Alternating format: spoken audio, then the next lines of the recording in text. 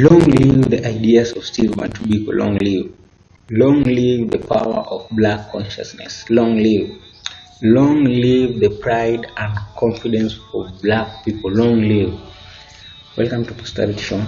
My name is Daniel Munjang. Today I'm going to enlighten you people as well as to remind those who are already forgotten about our great outstanding African figure in Africa, much based in South Africa, Steve Bantu Biko. Steve is a leader of black consciousness movement, and I view the term "is" intentionally, in that even though today marks the 44th anniversary of his death, his ideas and philosophy are much still alive, and they have profounded a lot of expression today, for example through organizations such as the Black Lives Matters. And this is whereby I can justify his saying when he said it is better to die for an idea that will live than to live for an idea that will die. And Steve was at the forefront to mobilize the black opposition against the white minority rule, searching to create a new black person who stood proud and confident of their integrity, equal to anybody else without fear of the oppressor.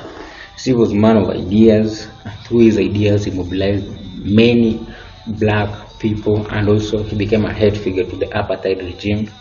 And he didn't have any army, he was not moving power station, he didn't have explosive. They killed him because of his ideas, and his ideas were about our consciousness, or rather our black consciousness, a term that I can merge it with decolonization of African mind that was used by many African figures like Dr. Edward Wilmot.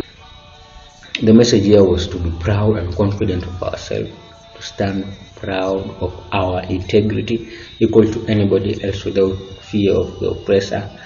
This is because he had realized that the potent weapon in the hands of the oppressor, that time was the white minority rule, was the minds of the oppressed. And he realized that if the oppressed stood firm and they became proud of themselves, confident of their own integrity, then they would be much better, and they could go and they could do a lot of good to them.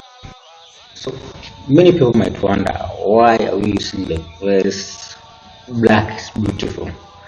And this is because black has commonly be associated with a lot of negativity. For example, when you say black market, or rather black sheep in the family, in that this is anything that is supposed to be bad. And this is because of the assumption that even unfortunately it has been passed through the generation, whereby some black, or rather those who have not become confident of themselves, think that they are inferior. They are inferior to other races. Their culture is inferior. Their integrity and identity is inferior. Steve championed for an egalitarian society, where I believe that there will be a completely non-racial society, whereby there will be no guaranteeing of minority rights. In that, by guaranteeing minority rights implies that there is division of portion on racial basis. And he believed that South Africa, rather, there will be no minority, there will be no majority. This will just... Many people might ask themselves this question: what does black consciousness mean to them, and what is its relevant to them today? These are just ordinary people who want to make progress of their life, and why should they listen to this? So this is because you shouldn't allow anyone to use the color of your skin and the texture of your hair to oppress you. And this is the starting point of black consciousness. You should be confident and proud of yourself. And if you say that you are proud of being a black, then you are going to fight against every condition that renders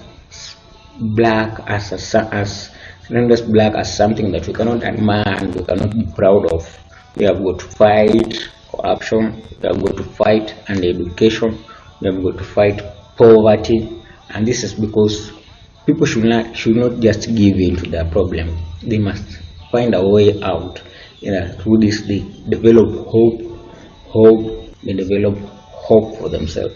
And the conversation here is about self-love, in that you cannot get to be proud of yourself if you don't love yourself.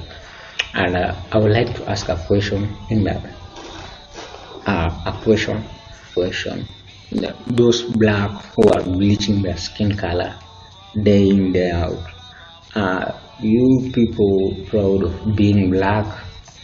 Are you confident of being black, or is this how you people love yourself? The common factor for most African figures, both in Africa and diaspora, who laid efforts for our freedom, justice, and equality, and also fight for them, is that they sought to create a new black person, a person who would stood firm. They will be proud of themselves. And these are just leaders like Malcolm X, Edward Wilmot Blyden, W.E. Du Bois, Padmo, Julius Kambarage Nyerere, just to mention a few. There are many. And they sought to create a new black person who stood firm, a person who is not moved by the assumption that they are inferior, a person who stood proud of themselves. They couldn't allow anything to sway them from being proud. They should be confident of themselves. And I would also like to recognize people who are leaders who I can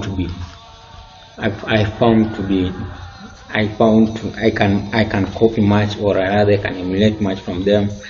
People like Dr. Mboseni Dolzi, a PhD holder, people like Julius Malema. These are leaders who stand firm, fighting for, or rather advocating for, many rights for people, more so in South Africa, and also when he's in the Pan-African Parliament. Make sure you have watched the video for Edward Blyden and Malcolm X, and I can guarantee that you'll be much informed about the ideas. You will know your history, about your past African leaders who envisioned for equality, justice, and freedom. Thank you.